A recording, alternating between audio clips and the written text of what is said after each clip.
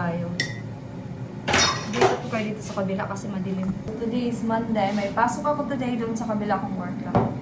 Sa aking part-time na ako today. So, lang ako sa 2.5. Pupunta lang ako doon sa aking part-time. Sa lunchtime. So, nagkape lang ako. Tapos itong ensaymada. Last na to, wala na. Last na talaga yan. Tapos nagluto lang ako ng breakfast ni Tira. Kasi nagluto na daw siya. And then, yeah, mag-ready na ako sa kanyang baon sa school. Which is, hindi ko pa alam kung ano yung gagawin ko. Punasan ko muna itong kanyang loob ba. Or sprayhan natin itong gamitin ko Mami Pia Austria. Pinasa natin kasi mga pagkain na sobra-sobra ba. Oh, done. Oras na ba? 6:46 na. 6:45 kasi ako nag-alarm. Pero nagising ako mga 5 pa lang. Pero hindi ako bumangon. Yeah, so iwanan muna natin. Diyan lang muna yan kasi maaga pa naman. Magkakape muna ako. Ituan ko si Kira ng kanyang fried egg as always. So nasa school na si Kira, nahatid na. Ngayon is, kailangan ko muna maglinis-linis dito kasi 11:30 pa naman yung pasok ko. So, 8:30 pa lang. I-vacuum ko yung dito ba? Dito kasi sa mga gilid sa ano namin, sa lamesa ba namin dito. Merong mga, pakita ko nga sa inyo para makita nyo. So, meron siya ditong mga nakasingit-singit na mga pagkain ba? Ganyan, o, kailangan ko siyang i-vacuum din sa gilid. Makita nyo yung mga ganito. Hindi siya masyadong kita sa camera. Pero may mga something siya ba na kailangan i-vacuum na. See? Yun yung aking gagawin. And then mag-vacuum din ako dito para mag-mop din ako. Tapos doon din sa kwarto.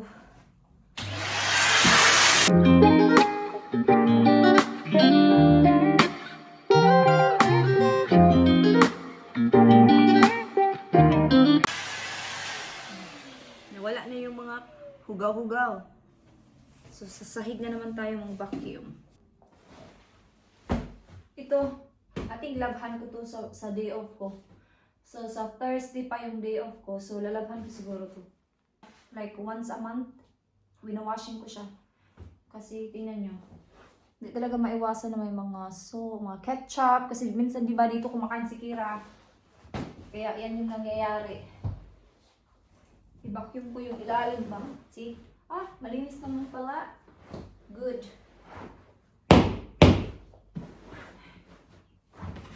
Okay. Ito muna. Ayusin ko lang muna to. So, tutuin ko lang to. And then nakapag-start na ako mag-vacuum. So, doon na naman sa kwarto.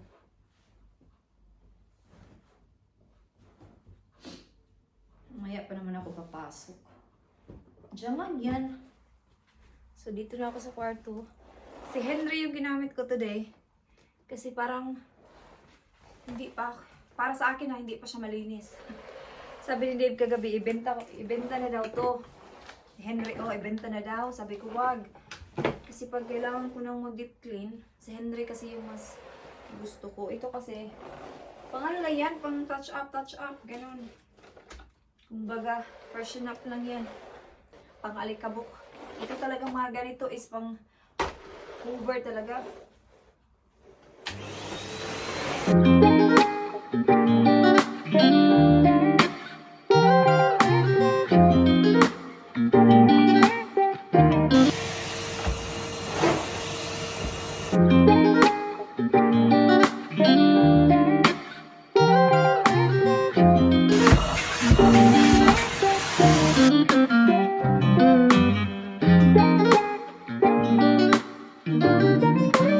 So mag-relax muna ako.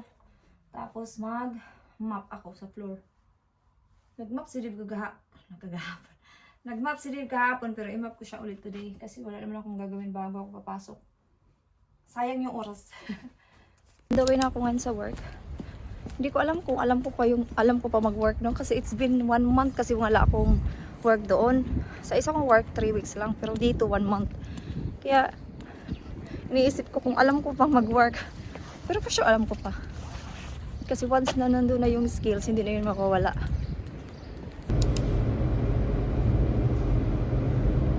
Quiet.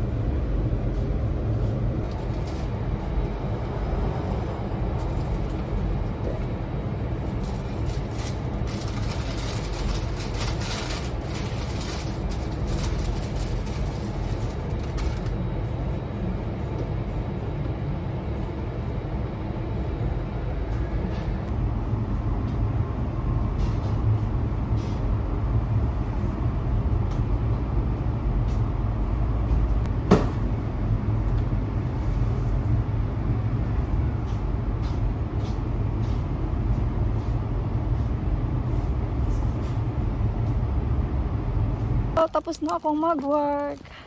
Meron ako ditong fish and chips. So, alam niyo na kung saan ako pupunta. So, pupunta ako sa isa kong work. Kasi pupunta din ako sa, sa Super Drug. Kasi nasa labas lang din yun ng work.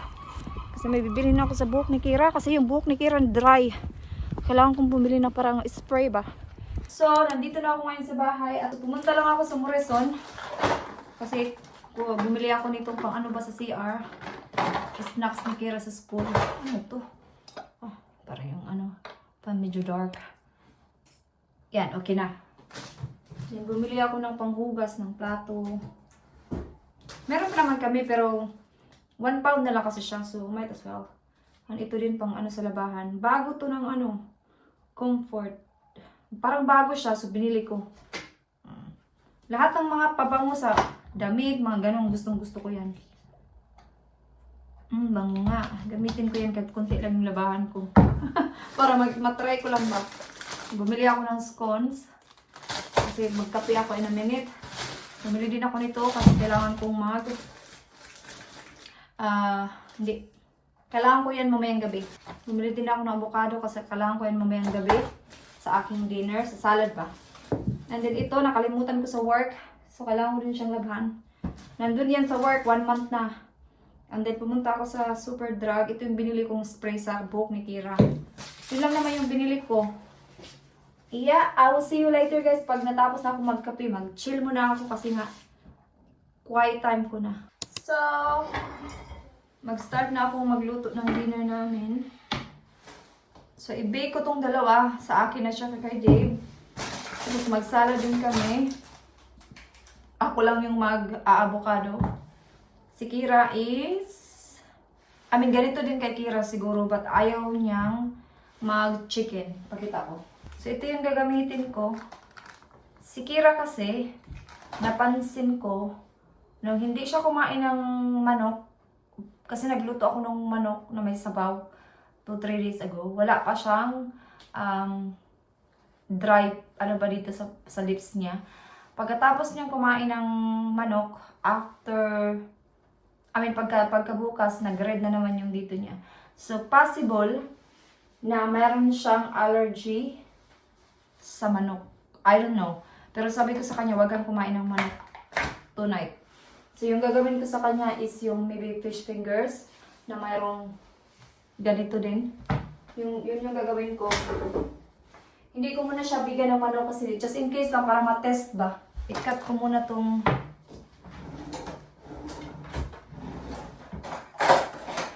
i-bake ko muna to. Hindi ko alam kung anong oras sa uuwi. Pero maaga pa naman, 5:25 pa lang. Baka mga 10 minutes nandito na yun. Or mga 5:45.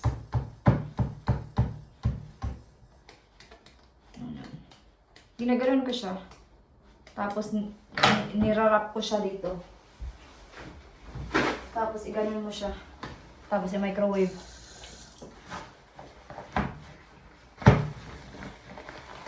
Yun.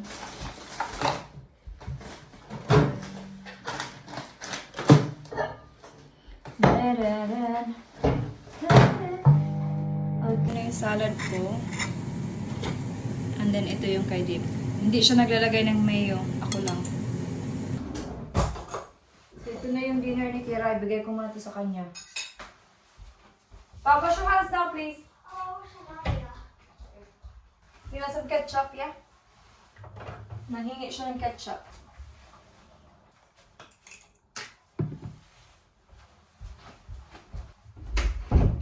mga 20 minutes pa daw si Dave kasi busy daw yung shop.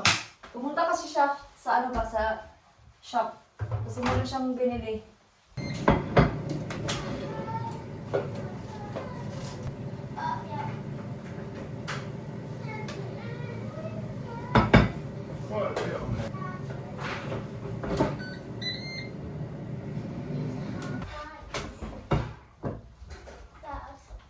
In this bit, this bit is now and Olivia and that Kate and Tessie. She's planning that as well. Half is Tessie and Kate is Ah, ang init. Kate is female. Okay. Yun yung kay Dave. Yan. Sarap. Si Kira kasi tapos na. Nauna na siya. So, ito yung aking half. Dad, you need half it. It's easier. Muna kami.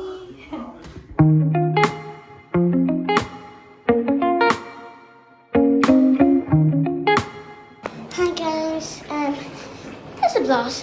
There's the bath is really weird. I put a bath bomb in and it looks like this. Over near the tap, it's like a rainbow picture. It looks so weird.